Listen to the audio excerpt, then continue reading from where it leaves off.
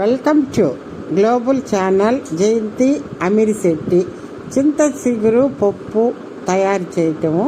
మొదట పొయ్యి మీద పప్పు వేసి పప్పు ఉడికిన తర్వాత దాంట్లోకి తరిగిన పచ్చిమిర్చి, తరిగిన టమోటాలు, తరిగిన ఉల్లిపాయలు వేసి చింత చిగురిని శుభ్రం చేసుకున్నాం కదా, ఆ శుభ్రం చేసుకొని కడిగి పక్కన పెట్టుకొని చింత చిగురు వేయాలా. దాంట్లోకి పసుపు, ఉడికిన తర్వాత కొద్దిగా పసుపు, కారం, పచ్చిమిర్చి వేసాను కదా చూసుకొని కారం వేయాలా.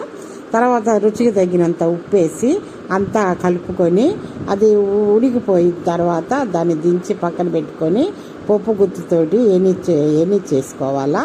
పప్పు గుత్తితోటి ఎనిచ్చుకొని పక్కన పెట్టుకోవాలి. చింత చిగురు మంచి హెల్తీ అంటే దాంతో ఎంత మంచిది అనుకున్నారు చింత చిగురు. తర్వాత పొయ్యి మీద ఎనిచ్చుకొని పక్కన పెట్టుకుని పొయ్యి మీద కళాయి పెట్టి దానిలో తగినంత ఆయిల్ వేసి ఆవాలు, జీలకర్ర, మినపప్పు, కట్ చేసిన ఎండుమిర్చి, వెల్లుల్లిపాయ, కరివేపాకు వేసి అవి చిటపటలాడిన తర్వాత తరిగి పెట్టుకున్న ఉల్లిపాయలు వేసి అవి మొత్తం గోల్డెన్ బ్రౌన్ కలర్లోకి రావాలా. ఆ ఉల్లిపాయలు మొత్తము చింత చిగురు మంచిదండి, తింటేనో ఎంత మంచిది అది.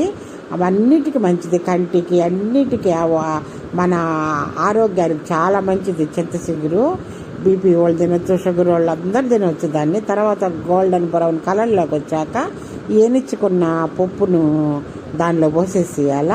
దానిలో పోసేసిన తర్వాత అది మొత్తం ఉడికిపోయిన తర్వాత కొత్తిమీర సన్నగా కట్ చేసుకొని దానిపైన చల్లుకోవాలా.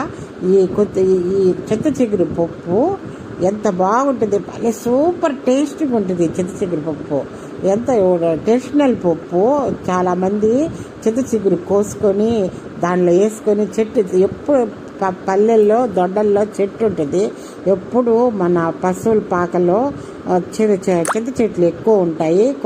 పప్పు పొయ్యి మీద వేసుకొని పొయ్యి కొద్దిగా దూసుకొచ్చి దాంట్లో వేసేస్తారు. చింత చిగురు పచ్చడికి కానీ పప్పు కానీ చికెన్లో, మటన్లో కూడా వేసుకొని తింటారు. మంచిది, బాగుంటుంది. లైక్ చేయండి, షేర్ చేయండి, సబ్స్క్రైబర్ చేయండి.